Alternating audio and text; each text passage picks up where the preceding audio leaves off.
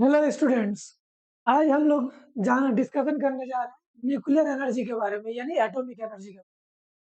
Nuclear energy किसे कहते हैं ना, जब कभी भी कोई एटॉम जैसे कि मान लेते हैं unstable atoms, radioactive atoms, uranium हो गया, थोरियम हो गया, प्लूटोनियम हो गया, इनके जब न्यूक्लियस टूटते हैं तो ये किसी स्टेबल न्यूक्लियस में कन्वर्ट होता है एंड उसके साथ साथ वो लॉट्स ऑफ एनर्जी रिमूव करता है।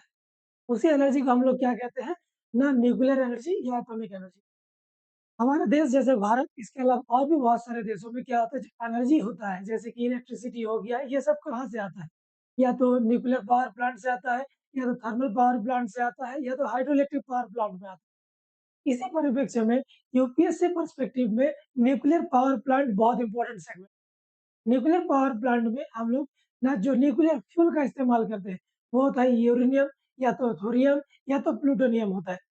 लेकिन सबसे ज़्यादा मात्रा में हम लोग के इंडिया में इस्तेमाल होता है, यूरेनियम होता है। तो यूरेनियम हम लोग का कहाँ-कहाँ मिलता है? ये हम लोग का इंडिया का मैप है, जहाँ पे हम लोग का यूरेनियम संभावित मिलता है। तो यहाँ पे क्या-क्या है हमारे पास? एक हो जाएगा ये वाला, ये मेघालय का इलाका। ये कारो महादेव का ये सब कारो वगैरह जो खासी हिल सब है, यहीं पे मिलता है। इसका नाम है महादेव बेसिन। यहाँ पे आपका यूरेनियम मिलता है। इसके अलावा ये हम लोग का झारखंड, ये वाला जगह। झारखंड में एक जिला है जिसका नाम है ईस्ट सिंहभूम। ईस्ट सिंहभूम में एक जगह है जिसका नाम है जादूगोड़ा। जादूगोड़ा में आपका यूसिल बोल के कंपनी है, नाम है इसका uranium corporation of India limited. इसके तहत यहाँ पे यूरेनियम का माइनिंग वगैरह होता है। ये हम लोग का ये जगह हो गया, ये पूर्वी सिंहभूम का आसपास का इलाका है। इसके अलावा ये हम लोग का है आंध्र प्रदेश एंड तेलंगाना का कुछ कुछ इलाका है, जहाँ पे आपके पास है Cuddapah basin and Bhima basin. ये भीमा बेसिन, ये कुडापा बेसिन।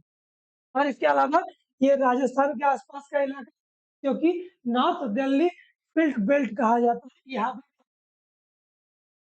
भारत में सबसे ज्यादा यूरेनियम कहाँ मिलता है? भारत में सबसे ज्यादा यूरेनियम आंध्र प्रदेश में मिलता है एंड सेकंड में सबसे ज्यादा कहाँ पे मिलता है? तो हम लोग का झारखंड में मिलता है। हम लोग जानते हैं इसी यूरेनियम को निकाला जाता है एंड देन इसको एनरिच किया जाता है एंड इसके बाद इसको न्यूक्लियर पावर रिएक्टर्स में डाला जाता है एंड उसके बाद न्यूक्लियर एनर्जी बनाया जाता है।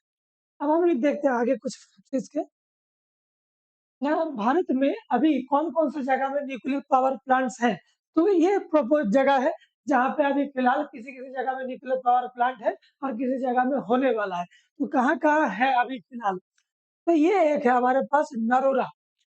नरोरा उत्तर प्रदेश में आता है, ये एक हमारे पास न्यूक्लियर पावर प्लांट है। इसके अलावा ये वाला हमारे पास है राजस्थान का, ये कोटा शहर के आसपास का है। कोटा हम लोग जानते हैं ना, नीट मेडिकल वगैरह आईआईटी के लिए फेमस जगह है।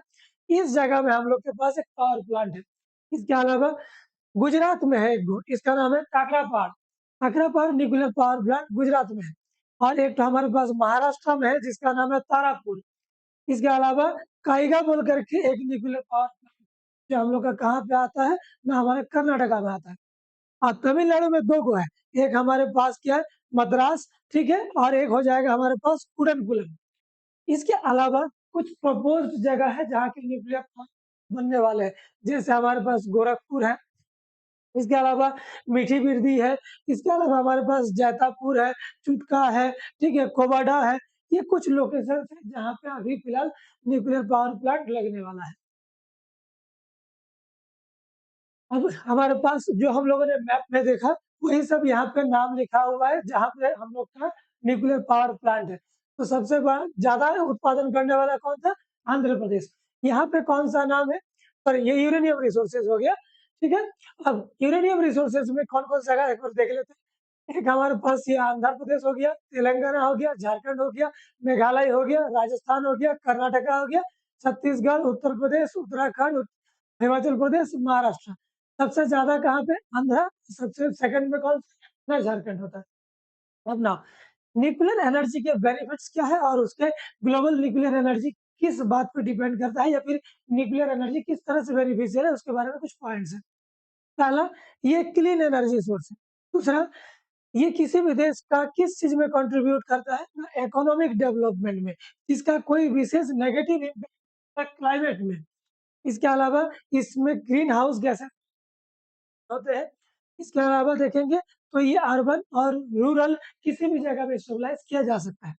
Now global energy based electricity nuclear power का क्या योगदान है?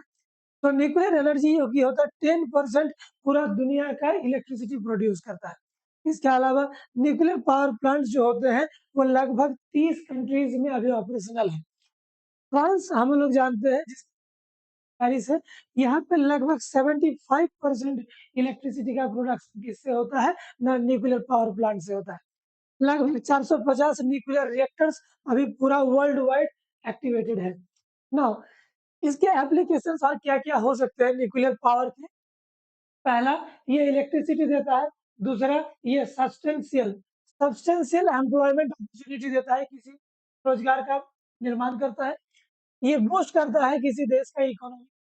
साथ में ये न्यूक्लियर पावर का इस्तेमाल कर सकते हैं लोग स्पेस एक्सप्लोरेशन में। ये हम लोग को पोर्टेबल वाटर देता है, पीने योग्य पानी प्रोवाइड करने में मदद करता है। ये कैंसर ट्रीटमेंट में हम लोग का योगदान देता है, साथ में मेडिकल इक्विपमेंट में भी काम आता है एंड साथ में किसी देश का सिक्योरिटी नीड को भी आगाज में न्यूक्लियर रेडिएशन जो होता है, उसका ट्रीटमेंट किया जाता है बैक्टीरिया वगैरह चीज़ों के लिए। ये था हम लोग के पास nuclear power plants and nuclear energy के बारे में। इनको हम लोग को याद रखना होता है, यूपीएससी में तो पूछता है, साथ में जनरल कॉम्पिटिशन में भी इससे सवाल पूछे जाते हैं। ठीक है?